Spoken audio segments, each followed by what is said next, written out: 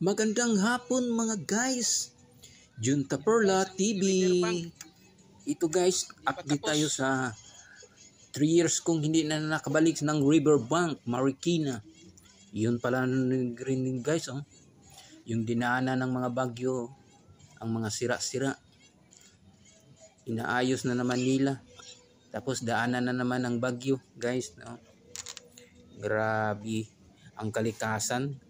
Pag yan ang maghari sa mundo, wala pinipigil. Yun, no? Kay ganda-ganda to guys nung hindi pa bumagyo. Sira-sira na naman, hindi pa tapos ang ripraping nila, ang dike, ginagawa nilang dike, oh. Sira na naman. Grabe ang kalikasan. Pag yan ang nagalit, yan ang sitwasyon sa Riverbank, Marikina. Tapos may kasabay pa akong nagpalipad ng drones gayo. Nag-vlog po din siya. Pero drone ang ginagamit niya. Yan, ganda, oh. Parang maliit na aeroplano, drone sa kanya ang ginagamit sa pagbablog. Maganda yan siya guys, oh. Yan, oh, pinalipad niya.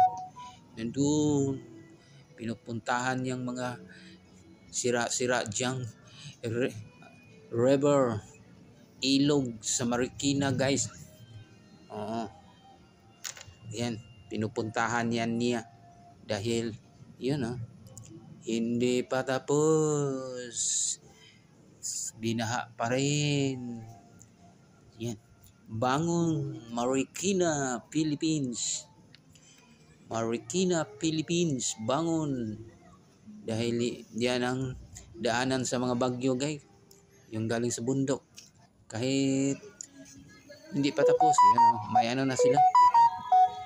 Christmas saya, pero asul. Yan ang mga lalo na paggabi.